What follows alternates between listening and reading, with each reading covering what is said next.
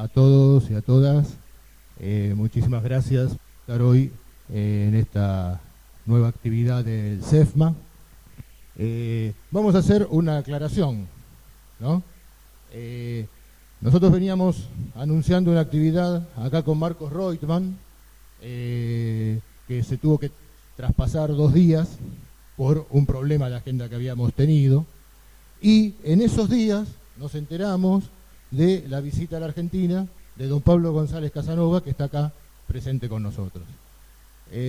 Don Pablo acaba de llegar hoy a la Argentina, está sumamente agotado, ha venido a acompañar a Marcos y a acompañarnos a todos nosotros acá, pero nos ha pedido limitar su participación desde el público después de una participación y las palabras de Marcos, y desde ahí aportar todo su conocimiento y todo lo que nosotros estábamos esperando de él. Obviamente le agradecemos enormemente el esfuerzo a don Pablo, después de un largo viaje desde México y recién llegado a Buenos Aires, estar hoy aquí acompañando a Marcos y a todos nosotros. Muchísimas gracias, es un honor tenerlo entre nosotros, don Pablo.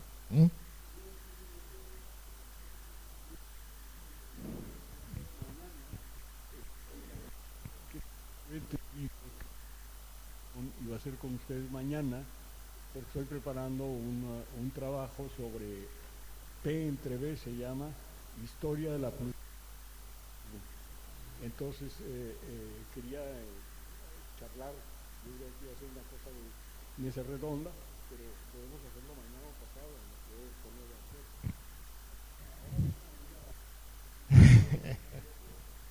Directamente del aeropuerto, igual contar con una figura como el maestro González Casanova, con todo lo que representa para el pensamiento crítico en América Latina, todo lo que hemos pasado por alguna universidad en este continente de mi generación, podemos decir que nos hemos formado con los textos de don Pablo, y es una enorme alegría que de una u otra forma esté hoy, esta noche, acá con nosotros.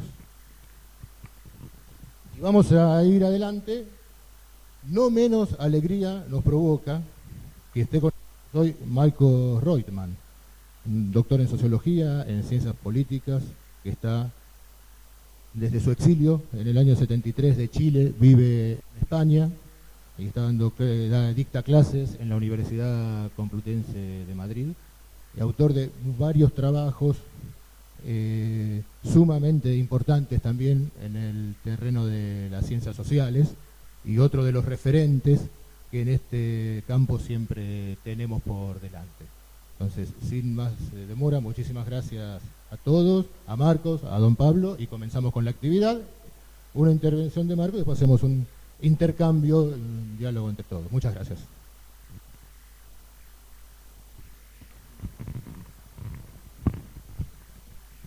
Bueno, antes que nada, agradecer la invitación a participar en estos eventos, sobre todo teniendo en cuenta el carácter histórico, ¿no?, de las luchas políticas en América Latina, y sobre todo en ese ámbito también el referente de lo que significa la militancia comunista, no solamente en Argentina, sino en América Latina desde el punto de vista histórico, a partir del siglo XIX, es decir, no solamente en términos de lo que significó la entrega en términos de la actividad política, de lo cotidiano, sino también esa entrega en vidas de quienes, desde el punto de vista de la absoluta transparencia y con la nobleza, ¿no?, de creer en principios e ideales, no solo dieron la vida, sino también fueron sometidos a torturas, y por tanto también no implica ese acervo que curiosamente, o más que curiosamente, responde a ese movimiento del socialismo marxista o del marxismo socialista, y que en esa dinámica hay que incorporar también a la militancia comunista. Yo creo que evidentemente en ese sentido para mí es un honor y un placer, ¿no?, poder ser invitado y compartir justamente con ustedes y también con don Pablo, que ha tenido la generosidad de venir, porque 8 horas de vuelo, aunque él es un viajero ya universal, pero evidentemente, es decir, los aviones no son los aviones de antes y no implica también, ¿no?, esa dinámica de un vuelo de 8 horas que no es relativamente fácil llevar. Bien, me habían pedido los compañeros que yo pudiera hablar a 40 años del golpe militar en Chile, sobre todo teniendo en cuenta un texto que acaba de ser publicado. Es lo único que voy a hacer de propaganda o de publicidad, un texto sobre la historia de los golpes de Estado en América Latina, que se llama Tiempos de Oscuridad, que escribí en estos últimos años y cuyo prólogo también es de Atilio Borón, que se ha publicado aquí en ACAL Argentina y también en ACAL España. Yo quería empezar con 2 frases que creo que son significativos de lo que quiero traer a colación. Seguramente una frase que ustedes ya conocen, no voy a decir el personaje, pero al final lo citaré. Dice: los empresarios se lavaron las manos, nos dijeron, hagan lo que tengan que hacer, y luego nos dieron con todo. ¿Cuántas veces me dijeron, se quedaron cortos, tendrían que haber matado a 1000 o a 10.000 más? Jorge Rafael Videla. Bien, esto es significativo de que los golpes de Estado no son solo una expresión de una institución, las Fuerzas Armadas, sino que responden a una estrategia donde participan las clases dominantes en todos sus sectores, donde participan los partidos políticos de las clases dominantes, sean liberales, sean conservadores, sean demócratas cristianos, sean incluso en algunos casos esa lógica social cristiana, de ese nacionalismo que estaba presente, y que por tanto podemos decir que los golpes de Estado, en términos de la contingencia, pueden suceder un día u otro. Lo que no se puede prever es el 11 de septiembre en Chile. Seguramente tampoco se puede prever el día concreto y la hora de los golpes de Estado. Pero la dinámica que lleva a su preparación, el escenario, los elementos estratégicos, la definición que construye desde el punto de vista político, económico, jurídico, es decir, aquellos marcos que son los que definen la estrategia del golpe de Estado, es un elemento de preparación. O sea, el golpe de Estado es una técnica que puede en un momento determinado concluir en que un actor, un sujeto, pueda tener relevancia. En América Latina, tras la Segunda Guerra Mundial, el factor relevante de los golpes de Estado fueron las Fuerzas Armadas. Tras la Segunda Guerra Mundial y con el fin de lo que se llamó la Guerra Fría, a partir de 1991 aproximadamente, las Fuerzas Armadas dejaron de ser un factor relevante en el ámbito de la institución o el actor determinante en el golpe de Estado.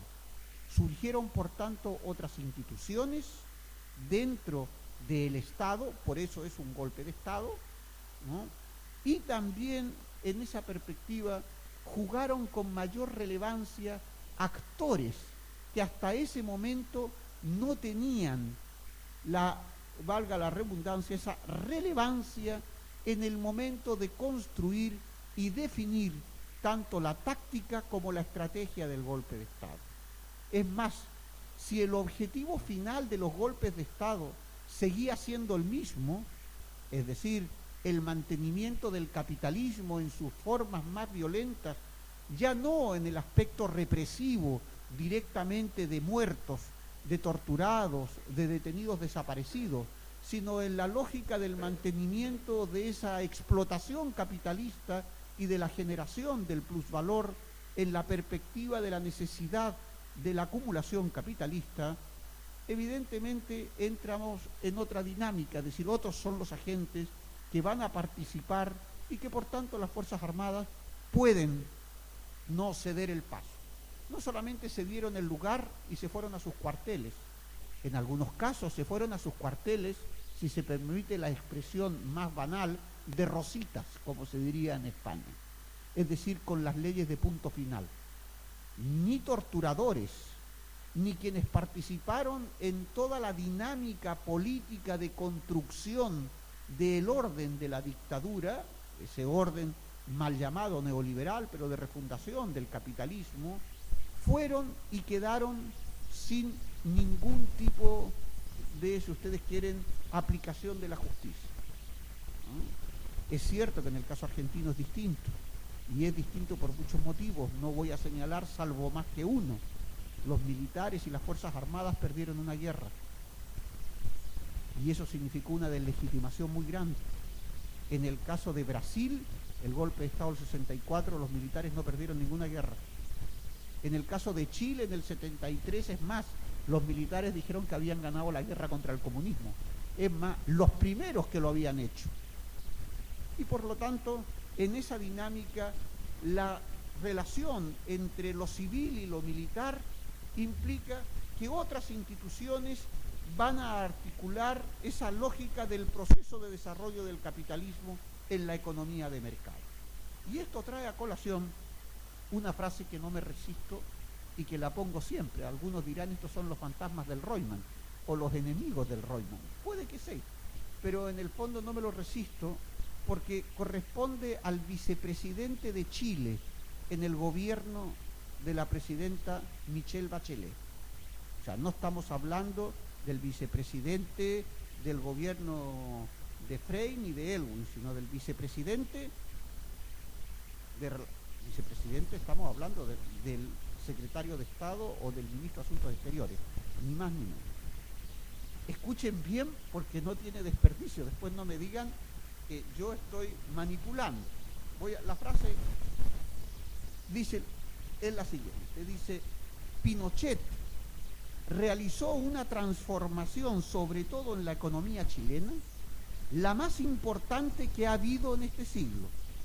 Tuvo el mérito de anticiparse al proceso de globalización que ocurrió una década después, el cual están tratando de encaramarse todos los países del mundo. Descentralizar, desregular, privatizar, flexibilizar. Esa es una contribución histórica que va a perdurar por muchas décadas en Chile y que quienes fuimos críticos con algunos aspectos del proceso en su momento, hoy lo reconocemos como un proceso de importancia histórica para Chile, que ha terminado siendo aceptado prácticamente por todos los sectores. Además, dice Foxley, ha pasado el test de lo que significa hacer historia, pues terminó cambiando el modo de vida de todos los chilenos, para bien, no para mal. Eso es lo que yo creo, y eso sitúa a Pinochet en la historia de Chile en un alto lugar. Bien, este señor fue vicepresidente de Chile con Michelle Bachelet. ¿No quieren que lo lea de vuelta o se ha entendido perfectamente? Es decir, yo la primera vez que lo leí dije, no puede ser lo que estoy leyendo. Es decir, aquí hay una errata, han confundido el bien con el mal. No creo que Foxley... No, eso es lo que dijo. Pero un año después apostilló, no vamos a seguir en Chile contando muertos. Cerremos y demos vuelta a la página. Bien, como ustedes comprenderán, eso implica entender lo que significa la trama civil de un golpe militar. O sea, lo que significa asumir las lógicas políticas de Pinochet, que recuerden que esto es después del año 2000, porque si dijéramos que Foxley lo dijo en 1985 o lo dijo en 1997, antes de la detención de Pinochet en Londres, podría uno decir que en la ingenuidad de Foxley no sabía que Pinochet había torturado, asesinado, matado, que estaba siendo condenado por crímenes de lesa humanidad en términos de terrorismo, no tortura y fundamentalmente genocidio. Entonces uno puede decir que era un ingenuo y que se le puede perdonar pensando que él no sabía que sus subalternos estaban haciendo lo que estaban haciendo. Y él entendía que Pinochet, en la lógica de la globalización, en términos de la transformación de la reforma del Estado, había puesto a Chile en el lugar que debía de ocupar, es decir, dentro de los países de la OCDE y por tanto en un lugar privilegiado en el mundo. Pero decir esto después del 2000, cuando fue detenido en Londres, es cuando menos, digamos, una falta de respeto a las víctimas, una falta de respeto a quienes lucharon, murieron y vivieron no solamente en el periodo de la dictadura, sino a quienes lucharon en la Unidad Popular, es decir, al proceso de la propia democracia en Chile. O sea, valorar a Pinochet en ese ámbito es lo que explica también lo que hoy podemos entender como la continuidad necesaria de la dictadura en la concertación. En definitiva, la dictadura que se organiza en 1973 o que se define en el golpe de Estado del 73 tuvo su continuidad necesaria en los 4 gobiernos de la concertación. Porque la transición en Chile, la mal llamada transición en Chile, tuvo 4 elementos necesarios. Se hizo con Pinochet, que la lideró, las Fuerzas Armadas, que sabían que Pinochet lo iba a proteger en la ley de autoamnistía, con la derecha gremialista y el Partido Nacional, con la democracia cristiana, con la exclusión del Partido Comunista y también de otros sectores de la izquierda, no necesariamente miembros ni militantes del Partido Comunista, y la complejidad del Partido Socialista. Bien, eso explica, por tanto, una frase de tamaña, digamos, dimensión histórica. Ni renunció, ni fue expulsado, y sigue siendo hoy, para quienes no lo sepan, miembro del equipo económico que lidera la campaña de reelección de Michelle Bachelet. Bien, es para pensárselo. ¿Eso qué implica? Eso implica que el golpe de Estado sí tiene razón, y es lo que quiero incidir, sí Foxley tiene razón en algo. El golpe militar cambió la vida de los chilenos. O sea, transformó la estructura ciudadana, republicana, democrática, que había sobrevivido a más de 5 décadas. Y en ese sentido creó un nuevo mecanismo de articulación política, de articulación económica y un nuevo proyecto de dominación, que es la economía de mercado. Pasar de la ciudadanía política al consumidor. Es decir, en definitiva, despolitizar. Y por eso Foxley está contento, porque se despolitizó la sociedad chilena. Se hizo gobernable la sociedad chilena. Y gracias a eso, es decir, en la destrucción de las organizaciones políticas democráticas, recuerden ustedes que todo eso permitió, entre otras cosas, construir el proyecto político. El neoliberalismo en América Latina y fundamentalmente también en Chile se pudo hacer por el cierre de universidades, por la expulsión de los profesores, por la muerte de dirigentes sindicales y dirigentes políticos que en el fondo tenían, por tanto, ¿no?, la necesidad de poder sobrevivir en ese momento. México, y don Pablo lo sabe, fue receptivo a todo el exilio latinoamericano, que lo que estaban haciendo era recuperar su vida, porque no estaban pendientes de si la lógica de la ecuación de Fischer en Milton Friedman se traducía o no en que la inflación tendía a cero, cuando la lógica del mercado construía la dinámica de un consumo estable, no tendiendo a la libertad del precio del dinero. El neoliberalismo se pudo hacer, entre otras cosas, porque rompió la dinámica del pensamiento crítico y, por otra parte, también la posibilidad de enfrentarlo en esa lógica. Por tanto, el golpe de Estado de Chile sigue vigente hoy en Chile. O sea, el golpe de Estado del 73 sigue reproduciendo los esquemas, primero por un elemento: la Constitución que lo rige es la Constitución de Pinochet de 1980. La Constitución no ha sido derogada, fue reformada en el 89 tras el referéndum del 88 y sufrió una segunda reforma con Ricardo Lagos en 2005.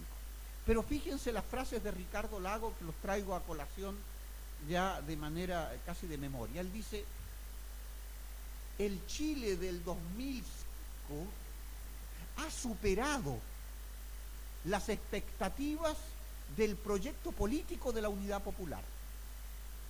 Chile, en el 2005, ha hecho posible que los anhelos de Salvador Allende se vean reflejados hoy en el progreso de Chile del siglo XXI. Por tanto, la propuesta ha sido superada y Allende ha sido superado por la historia, porque la propuesta que él tenía está hoy realizada en el Chile de la concertación. Fíjense qué miserable, ¿no? Ese elemento, ¿no?, en el cual ya no es necesario esa reivindicación, diciendo que si hay que reivindicar la figura de Allende es única y exclusivamente en términos históricos, desde la perspectiva de lo que representó, ¿no?, como momento de dignidad en cualquier caso, pero que su propuesta política no solamente fue superada, sino que se realizó en Chile. O sea, no está hablando de superación, sino la propuesta de la Unidad Popular se realizó en Chile y se realizó gracias a la concertación. Bien, eso nos lleva a plantearnos fundamentalmente las lógicas sobre las cuales se construyó el golpe militar en Chile. Lo primero que hoy pervive es la idea de que durante el periodo de la Unidad Popular existió un caos económico. Eso lo dice la concertación, eso lo plantea no solamente la derecha de la UDI o Renovación Nacional, sino pareciera ser que hay un acuerdo que entre 1970 y 1973 la administración económica, política y social tendió a llevar a Chile a un caos que voy a explicar las características, que ese caos económico en definitiva obligó a las Fuerzas Armadas a actuar para restablecer el orden y restablecer la gobernabilidad. Ese concepto de caos, ¿no?, que en el fondo permite en términos del lenguaje mantener una lógica de el fracaso de la Unidad Popular, porque si durante 3 años la Unidad Popular sumió a Chile en un caos, evidentemente lo que está llamando la atención es al fracaso del proyecto de la Unidad Popular. No se habla de lo que esencialmente ocurrió en Chile. En Chile no hubo caos económico, hubo proceso de desestabilización. Se desestabilizó el país. Se buscó, por tanto, una lógica política, social y económica capaz de lo que en su momento dijo Nixinger, hacer temblar hasta sus cimientos la economía chilena para llevarla al desastre. Y el primer elemento fue la declaración de Andrés Saldívar, nada más ganar la Unidad Popular, diciendo que en Chile los capitales estaban yendo, que los empresarios estaban huyendo, que había un elemento que había generado la Unidad Popular con su triunfo, que era básicamente, ¿no?, la dinámica del miedo y el terror a la protección de las inversiones, y por tanto en Chile se iniciaba un periodo de supuestamente mercado negro, aumento del dólar, precios detrás. Ese fue el primer, antes de que asumiera Allende la presidencia. O sea, fue ganar Allende y salir Andrés Saldívar, el mismo que hoy gobierna con la concertación junto con él, ¿no? Bien, ese fue el primer elemento que hubo para generar el caos económico. Segundo factor, en septiembre en Chile empieza la primavera, igual que aquí. Eso no es temor de nadie.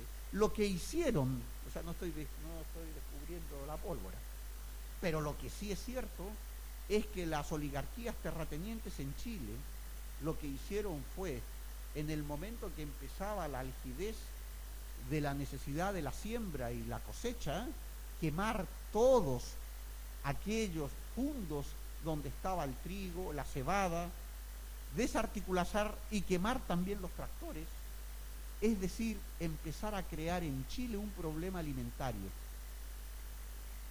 En definitiva, primero, el elemento financiero de desestabilización. Segundo, el factor de que las reservas de alimentos que tenían que empezar a hacerse para el año 71, no para el 70, sino para el 71, evidentemente empezaran a generar un proceso de desabastecimiento. es decir, que el gobierno podía hacer frente a las necesidades de alimentación en términos de los productos alimentarios básicos el primer año, pero el segundo se iba a encontrar que la cosecha del 70 no alimentaba a la del 71, es decir, que lo que eran las reservas que tenía el Estado se eliminaban. Con otro factor más, que la Unidad Popular subió los sueldos y salarios, con lo cual significaba que la capacidad de consumo y acceso de los sectores populares a bienes que antes estaban restringidos para sectores sociales medios y que implicaba la posibilidad de, por ejemplo, comprar carne, a lo mejor no estoy hablando de Argentina, que uno, o sea, bien, filetitos medianos, pero que incluso la gente podía tener esa lógica de alimentación, comprar más pan, tener más elementos en la dieta, evidentemente implicaba que no solamente se agotaban las reservas, sino que era necesario aumentar la producción. Por eso la Unidad Popular lo primero que dijo es: vamos a aumentar la producción porque lo necesitamos. Necesitamos porque estamos siendo boicoteados y saboteados por la oligarquía terrateniente. La oligarquía terrateniente quemó las siembras e incluso llegó a quemar las vacas. O sea, que quemó animales para que en Chile hubiera hambre. Y eso, por tanto, implica una trama civil. Eso no fueron las Fuerzas Armadas, eso fueron las oligarquías terratenientes. Pero también en ese ámbito la burguesía industrial. La burguesía industrial como Yarur, las grandes empresas, cerraron y boicotearon. Casi lo mismo que ocurrió en Cuba entre 1959 y el 61. El sabotaje industrial, clavos en las máquinas, corte de electricidad para romper los mecanismos, ¿no?, de continuidad en la cadena productiva. Y a eso se unía también que Chile era un país, al igual que Argentina y la mayoría de América Latina, nos guste o no, países monoproductores y exportadores de materias primas e importadores de productos manufacturados. Y ahí inició también el vínculo desde el punto de vista no solamente del bloqueo invisible, sino más bien visible, de las acciones encubiertas de la guerra sucia que se empezaron a desarrollar en Chile. El vínculo entre el imperialismo norteamericano, la burguesía chilena y los sectores terratenientes. No es extraño que Agustín Edwards, presidente del Mercurio, al día siguiente del triunfo de la Unidad Popular estuviera en la Casa Blanca con Kissinger y Nixon, apoyando con 10 millones de dólares de la época. Fíjense ustedes, 10 millones de dólares impuestos al mercado negro, pero no al mercado negro de aquí, que es un tercio. En Chile era el mercado negro de $1, $10, el equivalente. Y que por tanto estamos hablando incluso ahora de 100 o 200 millones de dólares para una campaña de desestabilización que tenía como objetivo que Allende no lograra la presidencia el 4 de noviembre de 1970. Y para eso se generó una lógica de autogolpe en los documentos de la ITT, donde Eduardo Frei, están los documentos, ¿no?, fue capaz de decir que, y le mandó el mensaje a Kissinger y a Nixon, que él estaría dispuesto a apoyar un golpe en tanto en cuanto a él se le permitiera posteriormente asumir la presidencia, ¿no?, en el ámbito de la siguiente elección. Mandó ese recadito, ¿no?, a los Estados Unidos. Entre medio también facilitó el hecho de la muerte y asesinato del general René Schneider. Por lo tanto, hubo toda una propuesta para que antes de que saliera Allende y tomara la posesión como presidente, no tomara posesión. Eso quiere decir que había ya una dinámica de golpe de Estado. Y esa dinámica de golpe de Estado, déjenme decirle, que no es producto del 70, se genera en 1966. En 1966, en Chile, hay un hecho histórico que no se quiere recordar por mucho: la creación del Partido Nacional, el fin de la vieja derecha política. El Partido Liberal, el Partido Conservador y Unión Nacional fundan un nuevo partido, el Partido Nacional, un partido nacional catolicista, fundamentalmente articulado a la necesidad del control político, donde lo que dicen es: en Chile hay un peligro inminente del triunfo del marxismo y del comunismo. Por tanto, debemos evitarlo, porque esta democracia parlamentaria, incluso ellos hablan de democracia representativa, ha generado la opción que desde nuestra institucionalidad se rompan los criterios de los valores patrios. Eso fue fundamentalmente el elemento nacionalista, el Partido Nacional. Tanto es así, para quienes digan, no, tú estás viendo aquí la mano, no, problema de fe. En octubre de 1973, el Partido Nacional Chileno, que se formó en el 66 y que estaba a cargo de Onofre Jarpa, Bulnes y otros más, que recuerden ustedes que Onofre Jarpa fue ministro de Interior con Pinochet, ¿no?, en los momentos álgicos de la represión de la década de los 80, finales de los principios de los 80, se disolvió. Dijo que los principios del Partido Nacional que los habían generado en 1966 se habían cumplido por las Fuerzas Armadas chilenas y por tanto se disolvían para participar en los cargos de dirección y político de la Junta Militar, en este caso del gobierno militar. Por tanto, vean ustedes como desde el 66 la derecha chilena había ya delimitado que el golpe se daba en las condiciones que fuera y como fuese. Tanto es así, y pongo otro ejemplo, que en el año 69 hubo un intento de golpe contra la democracia cristiana, ¿no? Recuerden ustedes, bueno, después hubo un intento de golpe contra Frei. Hubo sectores incluso del Partido Socialista, ¿no?, y de otros partidos que apoyaron ese golpe. Hubo un senador de la República que, estando en el sur de Chile, tomó inmediatamente un avión, desautorizó el golpe y se presentó en La Moneda dándole todo su apoyo a Eduardo Frei. Ese senador se llamaba Salvador Allende, desautorizando a todos aquellos que desde el Partido Socialista, algunos desde el Partido Comunista y otros apoyaban el golpe. Salvador Allende. Vean ustedes la diferencia en 1973 con Frei, que lo que hizo fue, ¿no?, entre otras cosas, esa traición contra la democracia y la institucionalidad chilena. Bien, por tanto, caos económico, desestabilización en términos de esa nueva derecha. Pero también apareció un elemento nuevo, el elemento apartidista, en términos de un movimiento gremial que cambió la historia de la acción de la derecha en Chile, el gremialismo. Jaime Guzmán. Ya eran y estaban ligados, curiosamente, al concepto franquista, es decir, a Franco como la dictadura. Ese era Guzmán fundamentalmente.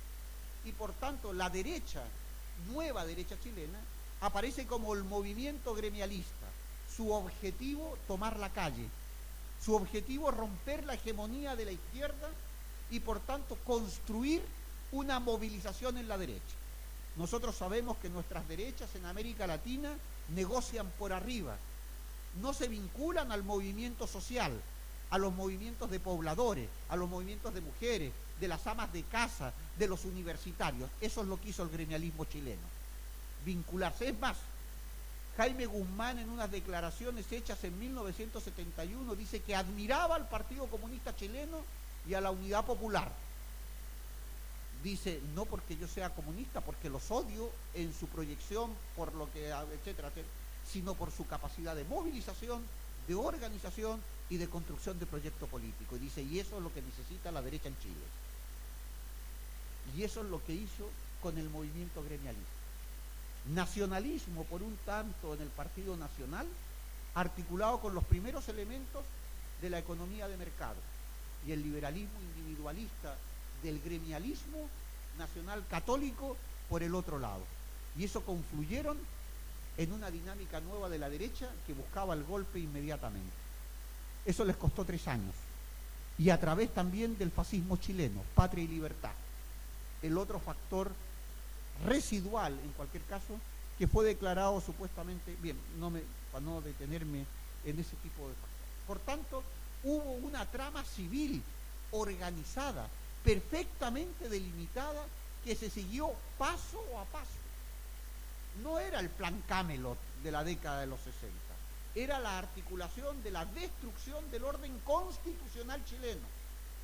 Y eso implicaba, entre otras cosas, la refundación del poder político, la refundación del orden. Eso es lo que le dio a la dictadura chilena el carácter supuestamente de laboratorio del neoliberalismo. Porque quienes apoyaron detrás eran quienes estaban planteando, Hayek, von Mises, los elementos de la despolitización, los elementos de la construcción de lo que ellos llamaron, y que estuvo y se reflejó en la Constitución de 1980, Chile es una democracia autoritaria. Fíjense ustedes, Chile es una democracia autoritaria y protegida. Esa es la definición de la democracia en la Constitución de 1980. El concepto, por tanto, ¿no?, de articulación gremial desde el punto de vista corporativo neofascista, ¿no?, para ponerlo en ese ámbito.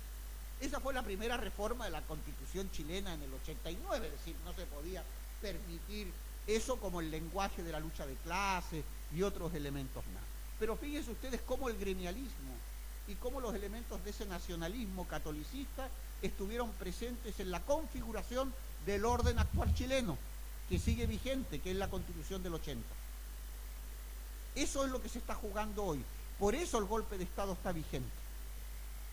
Por eso cuando uno plantea una constituyente, es posible que la derecha asuma la constituyente. ¿Por qué no? Y que la concertación asuma la constituyente. ¿Por qué no? Como estoy hablando en un sitio donde hay conocimiento político, la correlación de fuerza no va a permitir que esa constituyente esté articulada hacia los proyectos, ¿no?, de un Estado socialista o un Estado social donde reconozca los derechos básicos. Es decir, plantear la constituyente tiene también su lógica en el proceso de la coyuntura en términos de quienes siguen manteniendo el poder en Chile. Por tanto, el golpe de Estado sigue vigente en términos de la construcción política de la legitimación que significó la Constitución de 1980, a través de otro factor, la ley de autoamnistía de 1978, factor también necesario para el mantenimiento. Por tanto, ni caos económico, sino desestabilización. Durante 3 años, mercado negro, desabastecimiento y huelgas patronales.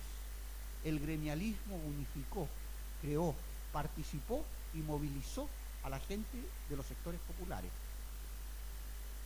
a través de los elementos de defensa de patria, ¿no?, Dios, los factores que definían la nación, la familia frente a las ideologías subversivas. Y eso movilizó.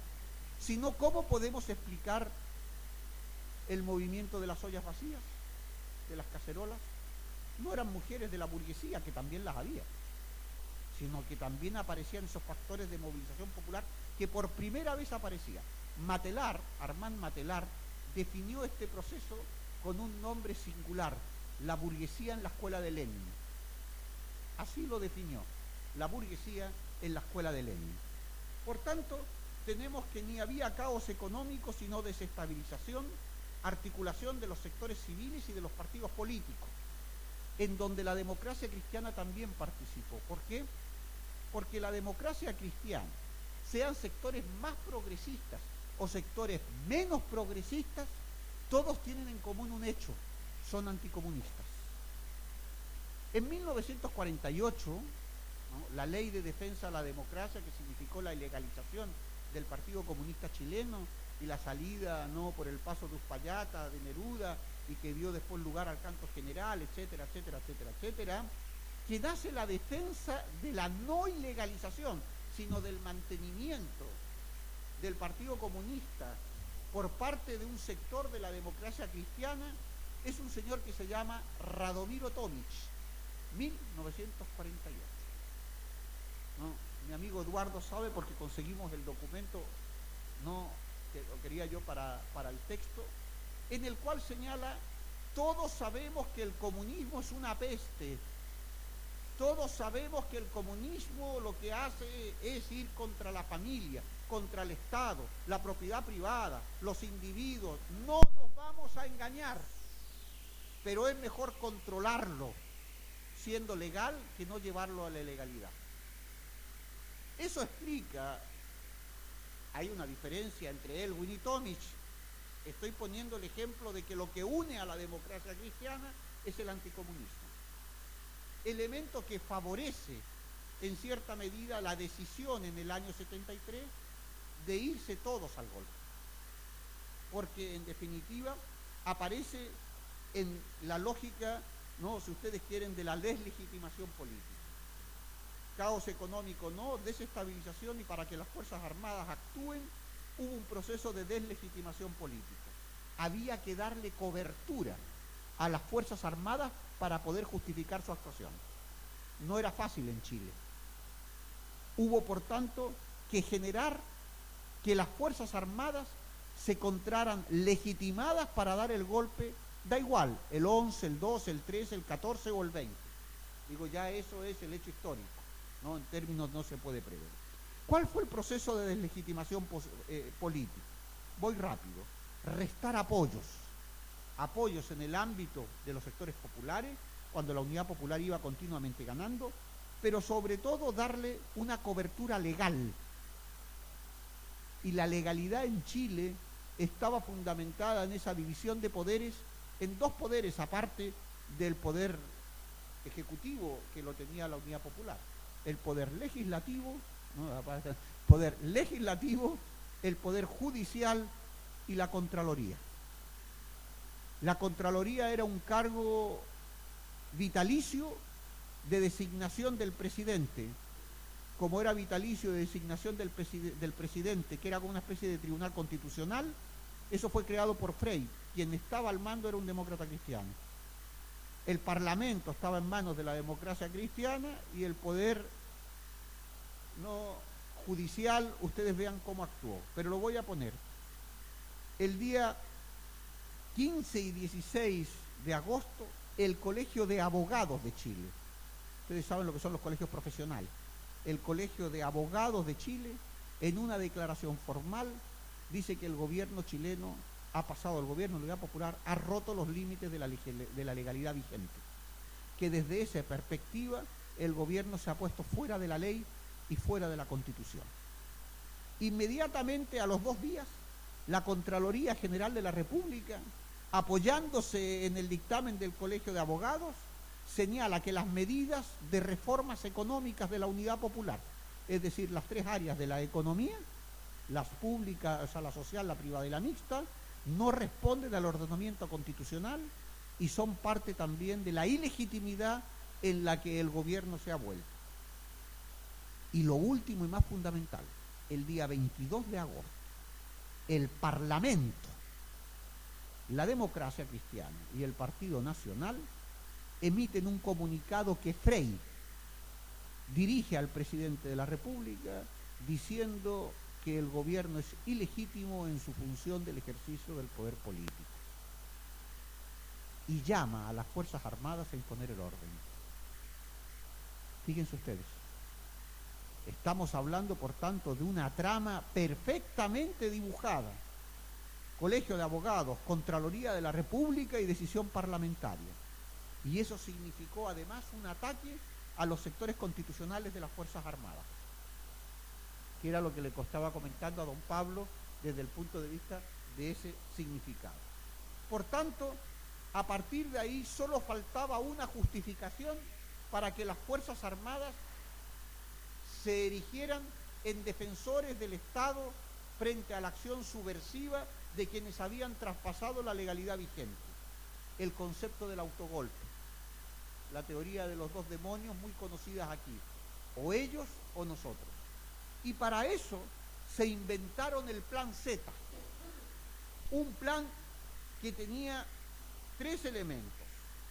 Primero, se decía, el Plan Z había sido ideado, lo digo para que don Pablo se ría un poco, por un español, Joan Garcés, que supuestamente en el libro blanco, para quienes puedan, en el libro blanco del gobierno militar chileno, que lo edita a 5 meses después del golpe militar, pone documentos y letra de Joan Garcés, ¿no?, que supuestamente eran los elementos de la configuración del Plan Z. ¿En qué consistía el Plan Z? En instaurar una dictadura totalitaria del proletariado, ¿no?, a través de la definición del cambio de denominación de Chile. Dejaría de ser República de Chile para llamarse República Popular de Chile, donde la estrella de Chile sería cambiada por una estrella roja y una hoz y un martillo. Eso iba a ser refrendado el 19 de septiembre del 73 a través de la detención, asesinato, no, fíjense ustedes, detención, asesinato y rompimiento de todas las lógicas de los partidos de oposición chilena el día de las Fuerzas Armadas. Y por tanto había que actuar en consecuencia. Este plan llamado Plan Z, ¿no?, en el año 2004, quien fue uno de los creadores del Plan Z, Federico Willowick, el 11 de septiembre se convirtió en el primer portavoz de la Junta Militar Chilena. O sea, la Junta Militar Chilena el día 11 nombra un portavoz, Federico Willowick, que es portavoz durante 5 años de la Junta Militar Chilena. Por si no lo saben, Federico Willowick en el 92 fue candidato de la Concertación. Sí, de la Concertación. O sea, del Partido Socialista y de la Democracia Cristiana. Miren ustedes qué bonito. Ese señor, que fue el creador del Plan Z, dice, no, el Plan Z lo hicimos nosotros en las oficinas del edificio Diego Portales, es decir, donde se instauró, ¿no?, la Junta, con 2 o 3 historiadores para justificar, entre otras cosas, el golpe. Y creamos la dimensión de los nombres de los militares que habían que matar, ¿no?, de los dirigentes de la Democracia Cristiana, incluso algunos que no estaban, nos llamaron para que los pongamos, porque era símbolo, ¿no?, de que la Unidad Popular les quería hacer algo. Entonces, oigan, que yo no estoy, yo era diputado, no estoy en el Plan Z, oye, ponme, no te preocupes, ahora mismito te pongo. Fíjense ustedes, ese señor después fue consejero de Patricio Aylwin en el primer gobierno de la Concertación. Eso demuestra, utilizando a Hannah Arendt para ir concluyendo, la banalidad del mal. Ese elemento que está presente, no recuerden Fishman y Jerusalén, no, en el ámbito, ahora que pasó la película, el que pueda ver la película de Hannah Arendt, no le aconsejo que la vea, pero mejor eso es leer el libro de Hannah Arendt, La banalidad del mal, el criterio de cómo se construye, ¿no?, ese mal a partir de un elemento de decisión donde unos participan y otros simplemente cumplen esa función, ¿no?, quitándose responsabilidad del hecho porque lo habían mandado a torturar. Es decir, Heisman dice eso, a mí ¿qué me dicen? Yo recibía órdenes. Oiga, pero usted sabía que estaba... Bueno, pero yo recibía órdenes. Ese criterio de la banalidad del mal que en Chile se explica también con los torturadores. Por tanto, ese autogolpe en esa dimensión generó esos factores. Por tanto, diríamos, para ir concluyendo en esta lógica, ¿en qué se sustenta el Chile actual? ¿Y qué es lo que nos uniría para cambiar y buscar el hecho democrático de la transformación? El Chile actual se fundamenta en 1.750 centros de tortura. Más de 3.000 muertos, no vamos a contar muertos, detenidos desaparecidos, y un chileno de cada 4 torturados. El informe Vález y el informe Red. Como no ha habido justicia ni reparación, sino ley de amnistía, y la búsqueda de pasar página a través de estas declaraciones como las que hace Foxley, evidentemente hay una continuidad, y en eso hay una complicidad absoluta en la mayoría de los partidos y representantes, tanto de la izquierda como yo diría más que de la izquierda, es decir, de la derecha no pinochetista que gobernó, ¿no?, en la Concertación, y la derecha pinochetista que gobierna ahora. Esa es la diferencia que hago en Chile, derecha no pinochetista y derecha pinochetista, independientemente de que esté el Partido Social. Digo, más de 1.700 centros de tortura, detenidos y torturados, a través fundamentalmente también del Plan Cóndor. No hay que explicar lo que fue ese elemento que segundo la Constitución de 1980, que sigue vigente. Es decir, eso es en lo cual se fundamenta.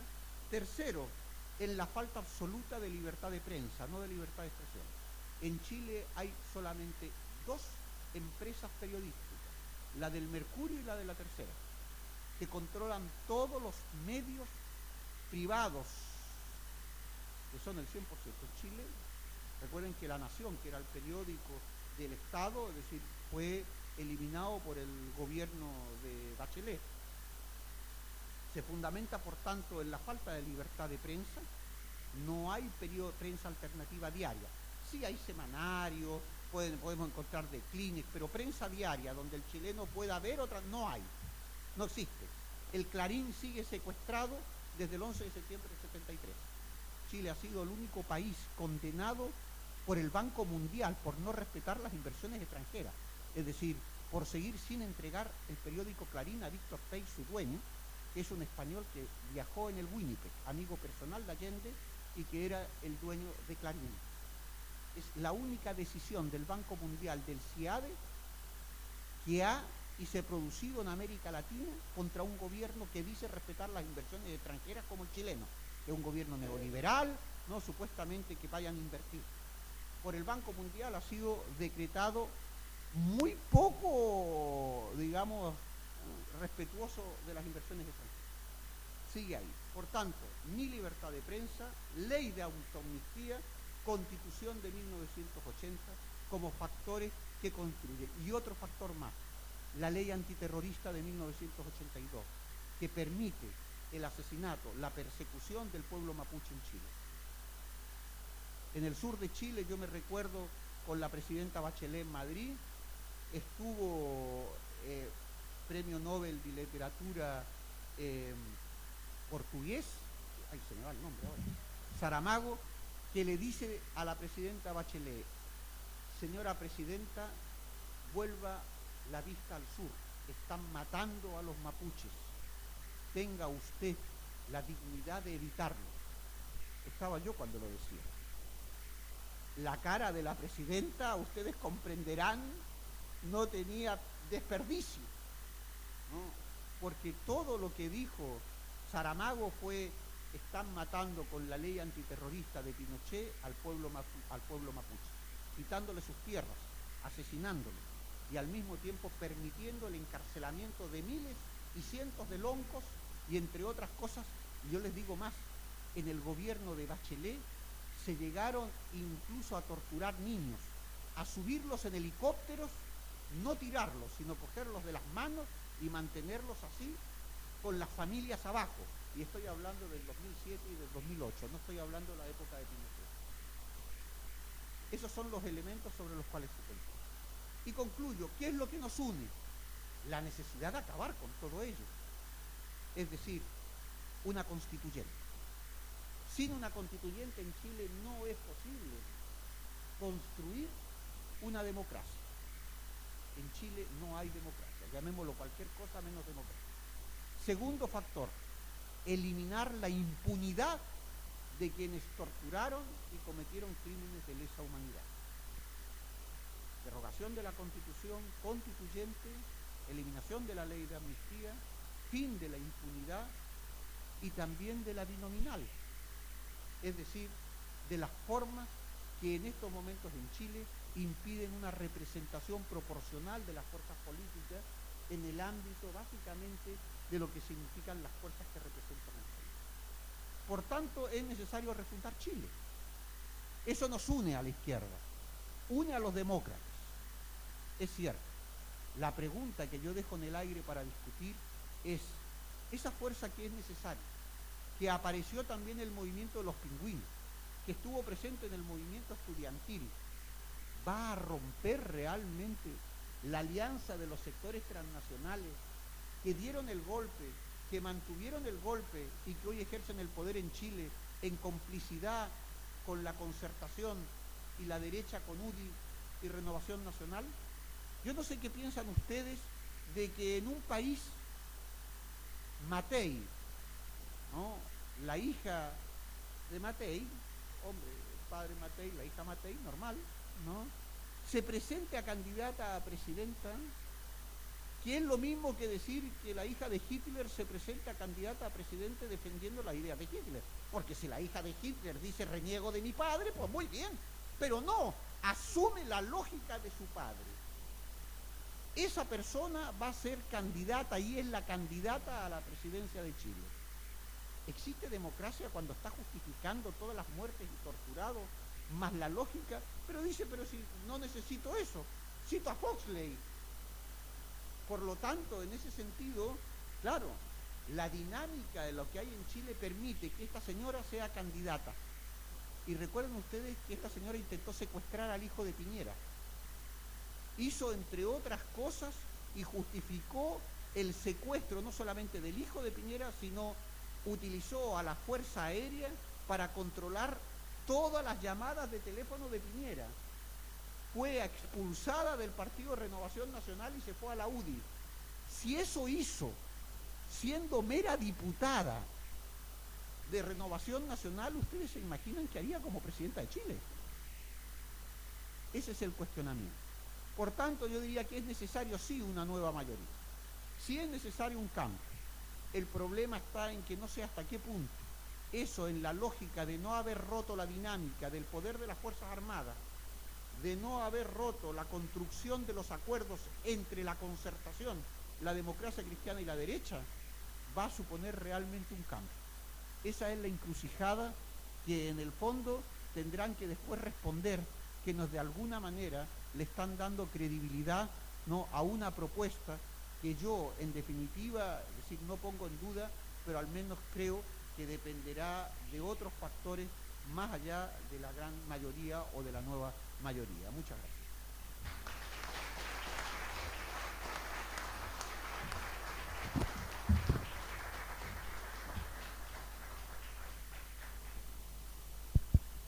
Gracias, Marcos. Muchas gracias por tu exposición. Bueno, abrimos. Vamos a empezar con don Pablo. Bueno, me da mucho gusto haberme callado hoy para oír a Reutemann. ¿Entienden ustedes que venir de sorpresa y oírlo y que le digan a uno que uno es el que va a hablar, ya de por sí está mal, pero habría estado fatal si se me ocurre quitarle la palabra a Reutemann. Quiero decirle que me interesó mucho todo su análisis y solamente me quedo con dudas serias y valdría la pena que profundizar en el problema sobre la constituyente, porque en general una constituyente la hacen fuerzas reales que ya existen y yo no las veo. Entonces, si él pudiera decirnos algo al respecto, se lo agradecería, pero lo felicito y lo felicito por haberlo invitado con tiempo y sabía que venía a dar una conferencia.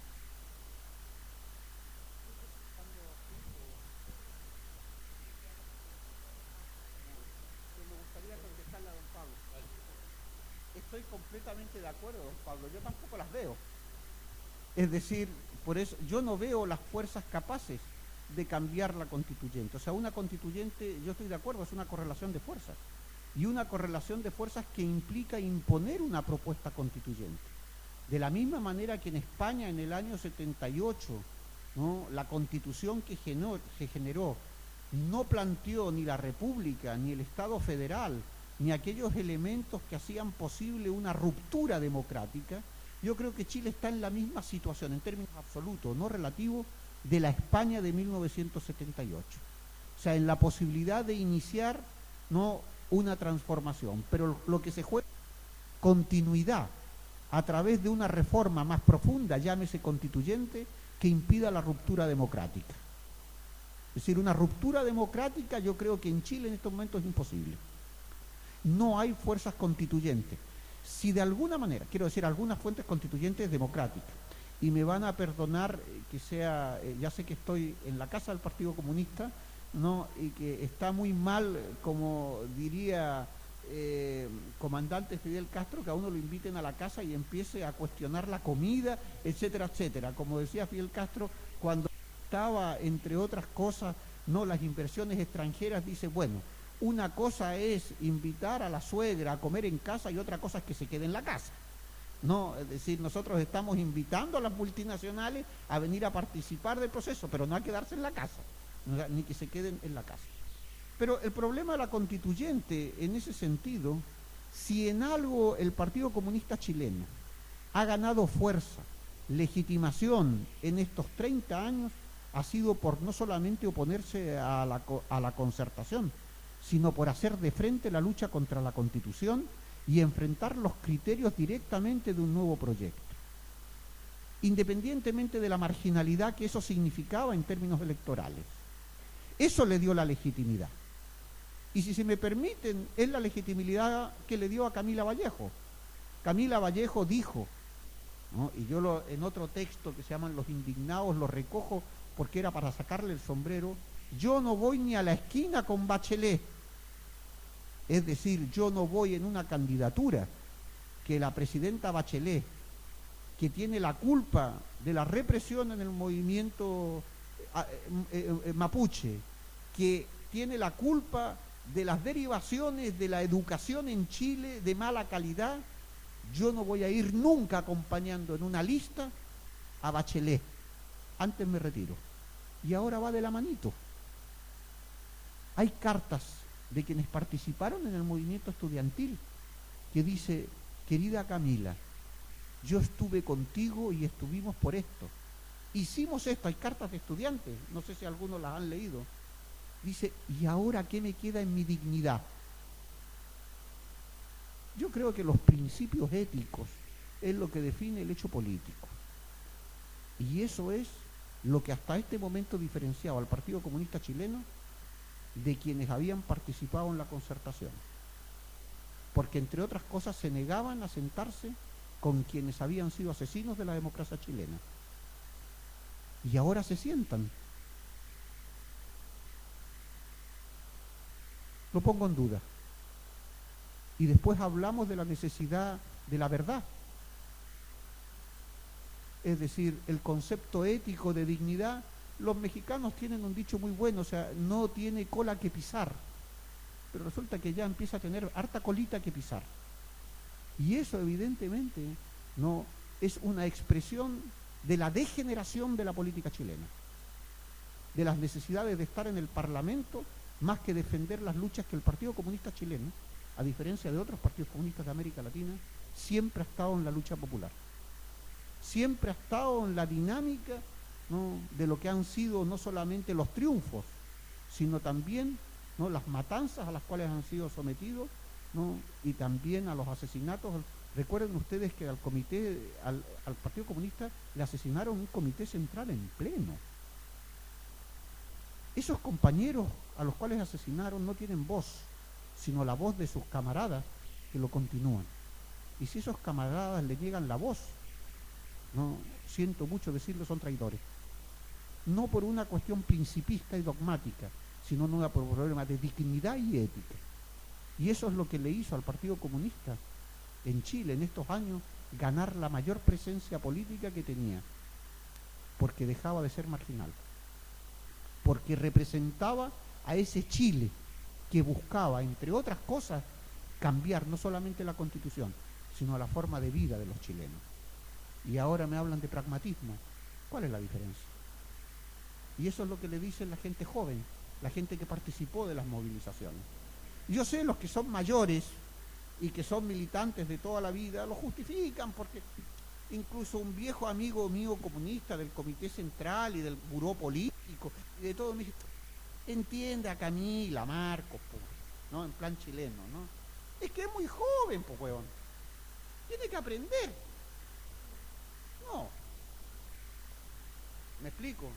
Entonces yo apelo a la conciencia. En Chile no hay fuerza constituyente que realmente pueda cambiar la correlación de fuerzas en una lógica que haga la Constitución más democrática. Es más, yo creo que si hay una constituyente, que es muy probable que la haya, será más reaccionaria a la Constitución que la que hay, porque avelará mucho más el neoliberalismo, porque en definitiva dirá: nos deshacemos de la Constitución de Pinochet y la hacemos a nuestra manera. Es decir, todas las ataduras que nosotros tenemos, ahora no las tenemos. La democracia cristiana se va a unir a la UDI y a Renovación Nacional, su espacio natural, parte del Partido Socialista, que es anticomunista, se va a unir al espacio natural, y los sectores radicales del Partido Socialista más el Partido Comunista serán marginales y tendrán una representación más bien poquita en la constituyente. Lo mismo que pasó en España, ¿no? Y obviamente yo diría que en esa lógica de fuerza, lamentablemente no hay. Y eso es lo que había que crear. Lo que pasa es que se juega a otra cosa, a ganar parlamentarios. Pero aunque tengas 20 parlamentarios, no vas a cambiar la correlación de fuerza de 500. ¿No? Pero bueno, cada uno después asuma la responsabilidad política de lo hecho. El problema es que cuando le cree uno, cuando decía no, cuando decía sí, cuando decía tal vez, cuando decía a lo mejor, ¿cuándo? Y eso genera problemas de psicoanálisis muy graves, ¿no? Porque termina haciéndolo a uno esquizofrénico, ¿no? Y no viéndose a uno en el espejo, o sea, no reconociéndose. Por eso es tan interesante el proceso zapatista, y lo recojo, es decir, en términos del EZLN. Mandar obedeciendo dignidad en términos de los municipios autónomos de rebeldía zapatista, que generan otra forma de entender la política y no se dan a torcer la mano, por mucho que se lo hayan querido, sufriendo toda la represión que sufren, sufriendo todos los elementos de una sociedad de colonialismo interno como la mexicana, con toda la lucha contra insurgentes, ahí están, R que R, y no porque sean idiotas, tontos o torpes, sino porque evidentemente plantean la democracia en otro ámbito, en el ámbito de la dignidad, de la comprensión de la ética y del otro, es decir, en un proceso de humanización. Y evidentemente yo creo que ahí está la cosa. No sé si contesto. Bueno. La verdad que pedí el turno para hablar antes que de esta intervención, entonces precisamente yo había extrañado hablar del Partido Comunista, porque si nosotros no somos críticos del Partido Comunista, ¿quién? Nosotros ejercemos la crítica en la sociedad, también tiene que ser interna la crítica, es necesaria. Si no, insisto, si nosotros no somos los críticos nosotros, ¿quién en esta sociedad? En ese sentido, un aporte.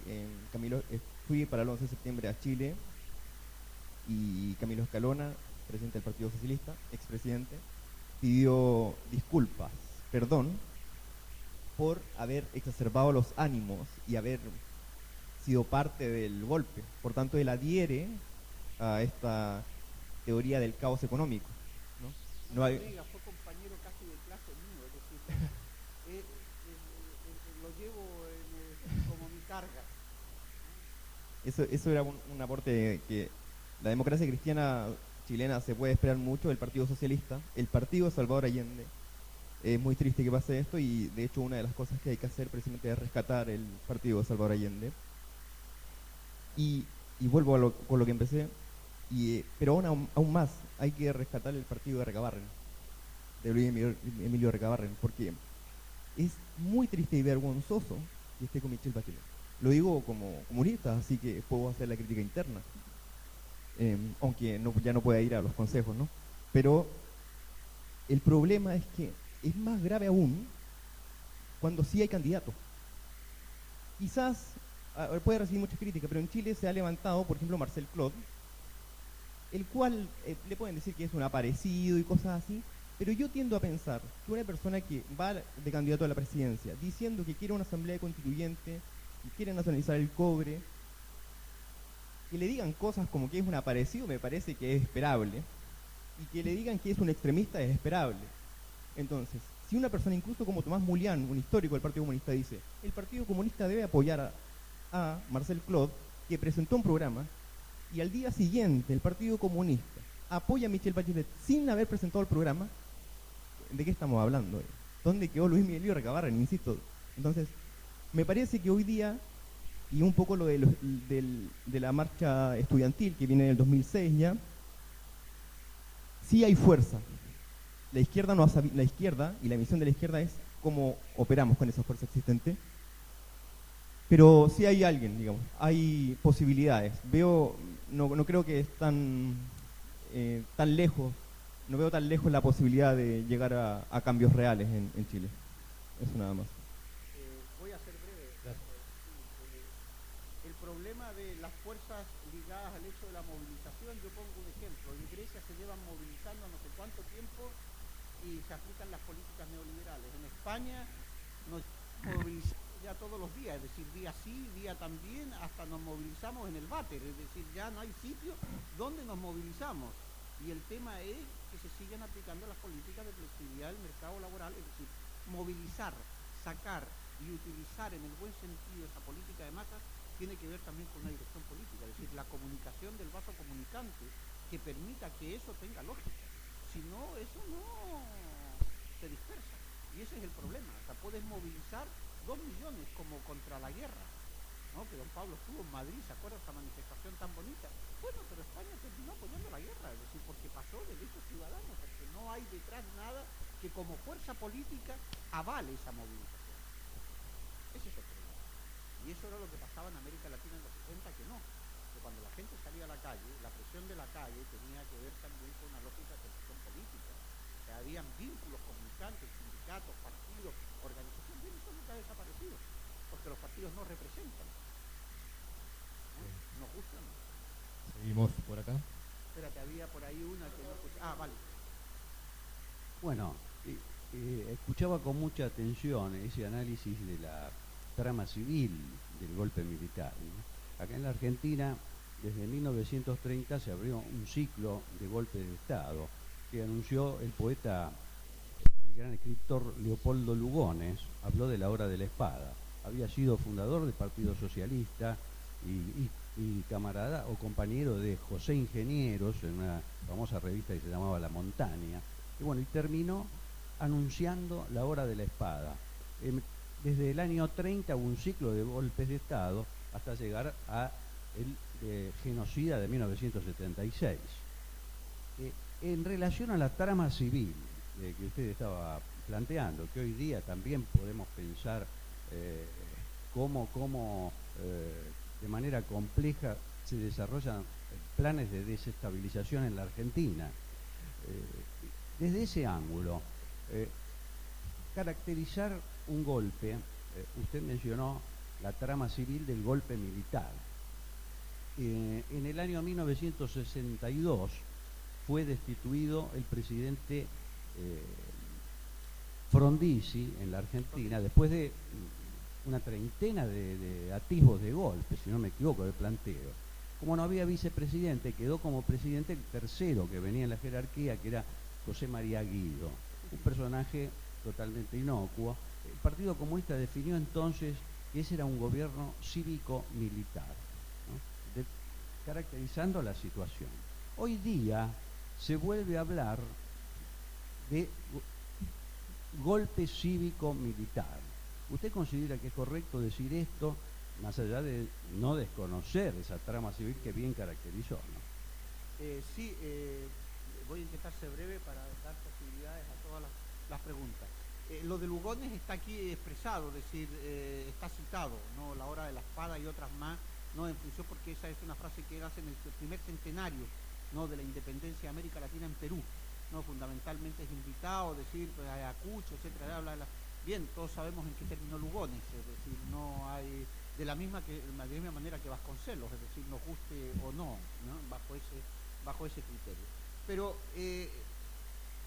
la trama civil implica una lógica civil-militar, claro, cívico-militar. Los golpes son cívico-militares, siempre. Lo que pasa es que la institución que garantizaba el golpe de Estado antes eran los militares. Hoy, por ejemplo, no hacen falta que los militares sean el brazo ejecutor directo. Lo puede ser, por ejemplo, una compañía de luz que controla el 100% de la distribución de la luz eléctrica en un país. Que dice, señores, ustedes van a subir los sueldos. De nosotros dependen 500.000 puestos de trabajo, 600.000 puestos de trabajo. ¿Saben lo que les digo? Que yo corto la luz. Justo, ese es un golpe de Estado. ¿No? En Honduras ha habido golpe de Estado.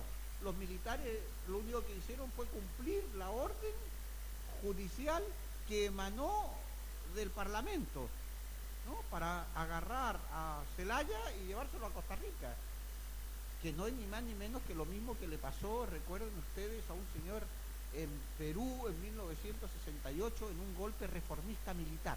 No todos los golpes militares son gorilas, hay también ejércitos que contribuyen a la construcción cuando la soberanía nacional está en juego, y eso hay que reconocerlo, por ejemplo, en el caso de Torres en Bolivia en el 61, hay que reconocerlo en Omar Torrijos, y hay que reconocerlo también, ¿no?, en el ámbito de lo que fue Perú en el 68. Y recuerden ustedes que al presidente lo agarraron, lo metieron en pijama y lo sacaron. Por eso Allende, ¿no?, emulando lo que había pasado, decía, a mí se me sacan de la moneda, y se reía, bueno, esto decía, me sacan con un pijama de madera, es decir, me sacan en un ataúd, ¿no? Pero no me sacan como sacó en su momento Velasco Alvarado, ¿no? Ay, se me va el nombre, Belaúnde Terry, ¿no? A Belaúnde Terry, que después, curiosamente, recuerden que cuando ya Velasco Alvarado estaba enfermo y le da y se lo entrega a a su ministro de Interior, le entrega de vuelta el poder a Belaúnde Terry, es decir, es lo triste de ese proceso en lo que terminó, ¿no? Pero sí, cívico-militar, siempre son cívicos y militares. Los militares responden a la ideología de la clase dominante. Algunos, ¿ah? Es decir, ahí yo aconsejo ver las diferencias, porque establezco diferencias, ¿no? ¿Ah? Por eso digo, no, aquí está el golpe del 92 también, y hay otros más, es decir, por eso digo que hay militares demócratas. Aquí está trabajado la OMIDELAC, la Organización de Militares Democráticos de América Latina, donde estaba Líber Sereni, y donde incluso habían algunos militares argentinos que se negaron en la década de los 60 a formar parte de la Ciudad de Dios. No recuerden ustedes Roger Troquier, ¿no?, que configuró parte de esa acción nacional católica desde el punto de vista de la subversión. Hizo viajes a Chile, Argentina, Perú y Ecuador, y también Paraguay, donde también, recuerden ustedes que Troquier, las únicas ediciones en castellano fueron hechos por el ejército argentino y por las editoriales argentinas. Fue el que le intentó dar el golpe fue un coronel de la guerra de Argelia, le intentó dar el golpe ¿cómo se llama? A De Gaulle, a Charles de Gaulle, ¿no? Y después se vino aquí a crear todo el nacionalismo catolicista. Videla y entre otras cosas fueron muy jóvenes estando, ¿no?, en esa dimensión, educados en esa Ciudad de Dios, donde la lógica estuvo en la Universidad Católica de este país. Yo me animo a felicitarlo profundamente, porque usted dice toda la verdad, nada, toda la realidad, de realidad.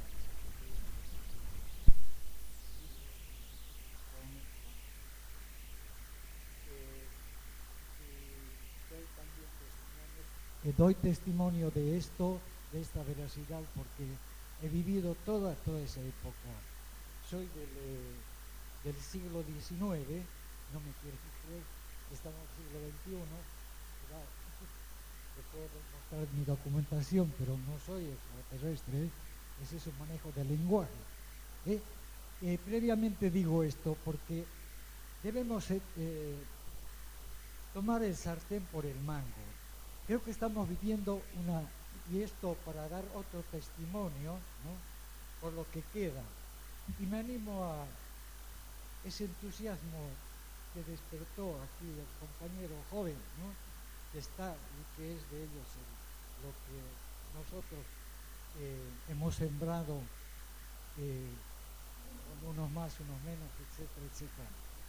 Pero tomando en cuenta a qué se debe el factor importante y máximo que es la guerra económica, ¿no?, que después le preguntaría qué es lo que piensa de la guerra económica, tomando como factor principal del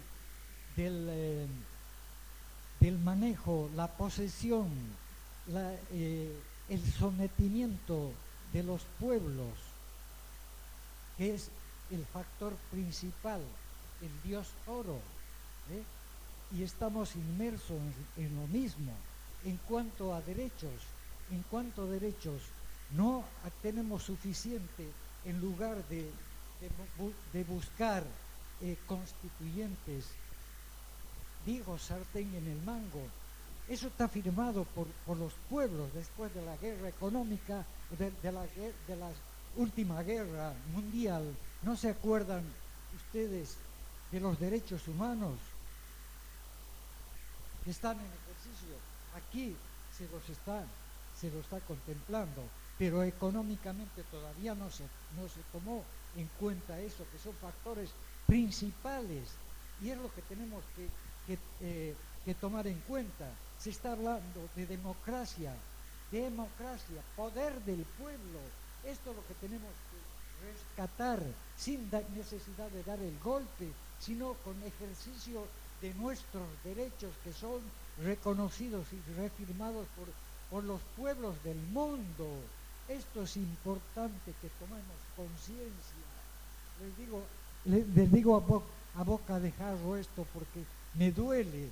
Yo ya estoy en mis últimos días, pero es una añoranza que tengo pendiente para que sirva de algo esta lucha. Debemos tomarla en cuenta, tomar el sartén por el mango. Ya no necesitamos derramar sangre porque esta es una guerra económica, entiéndalo. Ahora esos que manejan la guerra, porque esto es su manejo, lo dice textualmente, sí, ¿con qué se manejó? Todo a los pueblos se manejó con la libre mercado, la globalización, etcétera, etcétera. Lo sabemos, pero no lo sabemos interpretar. ¿Qué constituye esto? Bueno, entonces, esto debemos tomarlo en cuenta. Si en algo vale que a lo mejor estoy equivocado, no creo estar equivocado en estos factores, que es importante y son derechos humanos. Entonces, rescatar en base a los derechos, esos con los parámetros básicos de necesidades básicas de los pueblos, que son 4 parámetros si tomamos para ejercicio de los gobiernos, que sería salud, educación, trabajo y vivienda, etc. Bueno, sí, estoy de acuerdo con el planteamiento, pero yo creo que a partir de la Segunda Guerra Mundial aparece un elemento nuevo. No es la guerra económica, es la guerra global, la guerra total. El concepto que vincula a la población civil. El concepto de guerra no es un concepto entre dos ejércitos. Lo que define la subversión comunista en el ámbito de Troquier, ¿no?, definido a partir de 1955-56 tras la guerra de Argelia, en su concepto de subversión, es fundamentalmente esa guerra total que es global y que vincula por tanto a todos, es decir, a la población civil.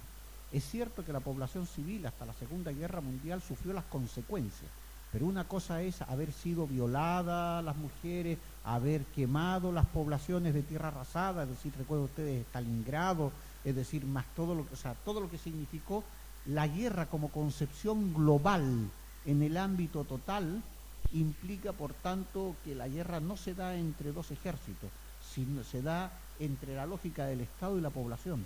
La población es el sujeto de la guerra que puede estar subsumida en el ámbito de la subversión. Por eso, dicen, afecta a la familia, afecta a la economía, afecta a los amigos, afecta a la música, afecta a la cultura, porque la guerra es global. Eso es lo que aporta Troquier. No, estaba buscando la cita de Troquier, pero no la encuentro mientras hablaba el compañero. O sea, la guerra no es económica, la guerra es global del capitalismo en términos de la ruptura de la condición humana. Ese es el concepto de guerra. Por eso la guerra antiterrorista forma parte de esa lógica, ¿no? Es decir, la deshumanización. Sí, eso es. Sí, claro. Sí. Hola, sí, agradecerle por la cantidad de elementos que tiró en su intervención, sobre todo alrededor de un debate que está muy presente en nuestro país, alrededor de la participación, de la connivencia entre los sectores civiles y militares a la hora de poner en marcha los golpes, y que en la medida que se va desclasificando una cantidad de archivos se va dando más sustento a una verdad que los pueblos hemos construido con la memoria histórica y con la lucha con la que vamos acabando con la impunidad de muchos de los genocidas, y con las campañas como la que hemos lanzado hace muy poquito, justamente un 11 de septiembre, contra la campaña Ford Genocida, denunciando, por ejemplo, claramente el rol de Ford en el genocidio argentino, en el Plan Cóndor, e incluso aprendimos mucho sobre, por ejemplo, la gran amistad que existía entre Henry Ford y Hitler, ¿no? Que era un admirador de Hitler, era un admirador de Ford, ¿no? Así que a mí me parece que es muy interesante, y sobre todo el caso de nuestro hermano país de Chile, que fue intentado instalar como la joya del neoliberalismo para América Latina, y que hoy va claramente cayéndose, con un montón de contradicciones para los jóvenes argentinos, o por lo menos para los militantes de izquierda, comunistas. Chile ha sido siempre parte de esa resistencia y de esa lucha en la que nos hemos inspirado, en la que hemos aportado desde nuestro lugar, en las brigadas, en enfrentar ese golpe, que lo enfrentamos algunos claramente sin haberlo vivido, sino a sus consecuencias, y cómo ayudar en este proceso de integración latinoamericana que hoy vivimos, que creo que es un dato importantísimo a tener en cuenta. Y hay algunas cuestiones que yo quería marcar y plantear como preocupaciones alrededor de las valoraciones que yo entendí que se hace de la juventud. Por ejemplo, a plantear el tema de Camila, alrededor de, bueno, es joven, o esta conversación con un camarada que decía, bueno, es joven, yo puedo entender, no sabe lo que hace, y veo implícita una subvaloración al rol que los jóvenes cumplimos en recuperar a la política como herramienta de transformación. Yo no leí las cartas de los que están descontentos con Camila, pero sí sigo viendo que hay un pueblo chileno, y en Argentina, cuando vino el 24 de marzo a marchar con nosotros al cumplirse un aniversario más del golpe, que siguen esperanzados, se vuelven a esperanzar con que esa luchadora social y muchos más luchadores sociales, estudiantiles, sindicales, que se han forjado a pesar de ese neoliberalismo salvaje, vuelven a dar una esperanza para que ese Chile tan siniestro vuelva a cambiar, donde tengo entendido que hoy todavía el partido militar sigue teniendo senadores vitalicios, que para hablar en la Cámara de Diputados tenés que tener un bloque de por lo menos 9 diputados, una cantidad de cosas que hace que justamente, y coincido, en Chile no haya una democracia y que haya que buscar las formas para transformarla. Y justamente creo que esa legitimidad que se planteaba de la lucha de ese Partido Comunista Chileno hermano tiene que ver con justamente ser parte de esas luchas y de sus tácticas y estrategias para ir rompiéndola.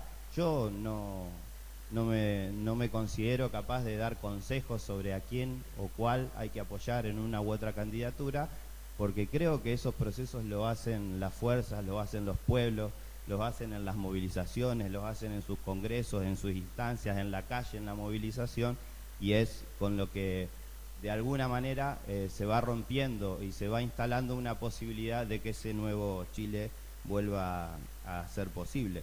Sí, sé y veo que esa legitimidad construida en el movimiento popular, sobre esa legitimidad la derecha trabaja, y trabaja mucho, y tengo el caso bien concreto de la alianza entre el autonomismo y la derecha para sacarle la conducción del movimiento estudiantil chileno al Partido Comunista, a la izquierda y sus aliados. Así que a mí me parece que lo importantísimo es que hoy hay una oportunidad que vuelve un debate ideológico, y a 40 años del golpe del debate del socialismo, ya sea del siglo XXI, XXII o lo que sea, se vuelve a instalar como una forma alternativa a un capitalismo en crisis que no da solución, que esa unidad de la izquierda y los revolucionarios es muy necesaria para cambiar esa correlación de fuerza y para romper esas pinzas como la de la Alianza Pacífico, que intenta volver atrás a los logros que ha obtenido la unión, la integración latinoamericana, la que considero que con Chile adentro o con Chile afuera no es lo mismo, y por supuesto que nosotros vamos a pelear sabiendo todas las contradicciones que puede tener un gobierno que tiene una raíz socialdemócrata o con un partido socialista que, como en Francia, apoya el bombardeo a Siria, tienen la lucha de esos pueblos, ¿no? Porque si no, me parecía que era como contradictorio, y yo tengo otra interpretación y otra información alrededor de, por ejemplo, cómo fue que el Partido Comunista de Chile apoyó a Bachelet con una cantidad de puntos que lo planteó como condición para avanzar en esa lucha. Gracias. Breve por la hora también y porque estaban todos ustedes cansados. Vale, si quieres junto a las dos preguntas mejor, vale. Bueno, para mí primero es un placer haberlo escuchado. Segundo, yo soy dominicana y bueno, ayer en la República Dominicana conmemoramos 50 años del golpe al profesor Juan Bosch, y es interesante cuando usted hablaba de las tramas civiles porque realmente es lo que estamos viviendo en República Dominicana. Quien gobierna, increíble pero cierto, es el último partido fundado por el profesor Juan Bosch, quien llega al gobierno, quien llega al poder y tiene 12 años en el poder, con una alianza al partido dictatorial. Es decir, las tramas civiles siguen manifestándose y son eminentemente en toda América Latina, pero como esas tramas civiles se mantienen, esa correlación de fuerzas son muy difíciles y cada vez se hacen un poquito más difíciles de contrarrestar, y que es lo que tenemos que ver primero. Cuando usted hablaba de la constituyente, nosotros también tenemos una constitución hecha a la imagen y semejanza de la oligarquía dominicana, y es ver cómo cambiamos la correlación de fuerza para poder realmente tener una constituyente, porque realmente ¿de qué ganamos con llamar a una constituyente que siga representando el poder económico y que lo que haga que siga invisibilizando el poder del pueblo? Entonces, un punto. Voy a contestar las dos preguntas de manera bien. Los acuerdos que puedan haber por detrás o no por detrás en el ámbito de lo que se llama la cocina política, ¿no? Es decir, aquello que no sale desde el punto de vista de los acuerdos, después si quieren se cumplen o no. Es decir, una de las lógicas de la política en términos de la ética es poner las cosas sobre la mesa. Es decir, si a mí me dicen que se ha reunido el secretario general del Partido Comunista con Bachelet en la casa para discutir no sé qué y que le dijo no sé cuántos puntos, sí, no, pero bien, pero yo me estoy refiriendo a otros, no los 5 puntos. Y además hay otro hecho, ¿no? Que es el hecho de que una constituyente implica un proyecto constituyente. Yo me recuerdo que en el 98, el proyecto constituyente en el caso de Venezuela, ¿no? Si Bachelet, por ejemplo, que seguramente va a ganar, dijera las palabras que dijo el presidente Chávez, nos guste o no Chávez, juro ante esta moribunda constitución, no transformar el proceso, moribunda constitución, dijo, ¿no? Y decrépita constitución, construir una constitución por primera vez del pueblo en el ámbito del proyecto pum, pum, pum, pum, pum, bien. Yo esperaría, o sea, no digo más, si esos 5 puntos se concretan en que Bachelet cuando jura así, vamos, es decir, mañana soy bacheletista, ¿vale? O sea, así. No creo que ese sea el tema. Y el problema de firmar acuerdos, recuerden ustedes que en Chile en 1970 hubo una reunión entre la democracia cristiana y la unidad popular que se llamaron los acuerdos constitucionales, que permitían a la democracia cristiana, ¿no? Les voy a leer una frase para que ustedes vean lo que piensa, porque cuando hablamos de Bachelet no hablamos de Bachelet, hablamos de el grupo en el ámbito de la lógica de la democracia cristiana. Yo les voy a leer una frase para que ustedes se den cuenta, ¿no?, de que en Chile la cosa no es tan fácil. A ver, de mí sé decirle que con la ley o sin la ley, esa señora que llaman Constitución hay que violarla cuando las circunstancias son extremas. Diego Portales, forjador del Estado chileno. ¿Qué quiere decir esto? Es decir, que yo puedo tener acuerdos, pero si la correlación, o sea, Bachelet lo que necesita es aumentar más cosas porque está decrépita la concertación. Bien, vale, pero eso significa que va a cumplir los puntos. La democracia cristiana no cumplió los puntos que firmó el 23 de octubre, en el cual, fíjense ustedes, uno de los que estaba por la democracia cristiana no era ni más ni menos que el último presidente de la Unidad Popular, Luis Mayra. Luis Mayra fue el que actuó por la democracia cristiana para que la Unidad Popular cumpliera las lógicas constitucionales que acordaban que la democracia cristiana apoyaba a Allende y que no se iba a meter en ninguna trama del golpe. Miren lo que hizo el año 73. O sea que el problema de los acuerdos políticos tienen que ver fundamentalmente con el momento de la coyuntura. Es decir, ¿qué es lo que lleva a uno a firmar y a otro no a recibirlo? O sea, yo creo que ahí no hay que ser, o sea, no hay, ahí sí que yo creo que no hay que ser ingenuo políticamente, ¿no? Es decir, hay muchos de los acuerdos que no se cumplen en función de eso, en todos los países. No es que yo esté dudando del Partido Comunista o dudando de Bachelet, sino que lo que planteo es que esos acuerdos desde el punto de vista del análisis político no concuerdan. O sea, yo soy analista político, no, soy sociólogo. Es decir, analizo la realidad en función de eso. Y digo, bien, estas cosas tienen o no tienen realidad en función de eso. Ahora, claro, ¿qué me va a decir a mí un militante político del acuerdo que firma? Que es el mejor acuerdo político. Cuando yo leo la historia de Chile por el Partido Socialista Chileno, pues la historia de Chile pasa por el Partido Socialista Chileno. O sea, toda la historia de Chile lo hicieron los socialistas. Y cuando leo a la democracia cristiana, lo mismo. Y no digo cuando leo la del Partido Comunista. Es decir, no es que el Partido Comunista pasa por la historia de Chile, sino que la historia de Chile la ha hecho el Partido Comunista. Y uno dice, no, eso no, ni los socialistas, ni los demócratas cristianos, ni nada. La historia de Chile es un conjunto de elementos que se configuran en ese ámbito. Y claro, en República Dominicana hay que articular también que hubo una invasión, ¿no? Es decir, que además derrocó no solamente al gobierno de Juan Bosch, sino a Caamaño. Recuerden ustedes toda esa defensa, ¿no?, que significó, ¿no?, uno de los grandes elementos de lo que fueron la guerra sucia en el momento de esa lucha. Y recuerden ustedes que después de el magnicidio de Leonidas Trujillo, el que vino fue ni más ni menos que Balaguer, es decir, su gran amigo personal y ministro de Educación, etcétera, etcétera, ¿no? Nos guste o no, yo creo que hay una muy buena novela, que no voy a citar el nombre porque, ¿no?, que es La fiesta del chivo, que explica perfectamente también esas lógicas, ¿no? Y recuerdo, Maginat y otros más generales, ¿no?, en lo que pasó. Por tanto, yo creo que en esa historia hay que plantearlo. Yo espero que en Chile pueda haber esa fuerza política, pero lamentablemente a día de hoy no la veo, lo cual no quiere decir que no hayan fuerzas democráticas que luchan por hacerla. El problema es que ahora no están, ¿no? Es mi visión, claro. Lo dejamos ahí, ¿no? Bueno, muchas gracias, Marcos. Muchas gracias a todos por haber asistido a esta nueva jornada de debate.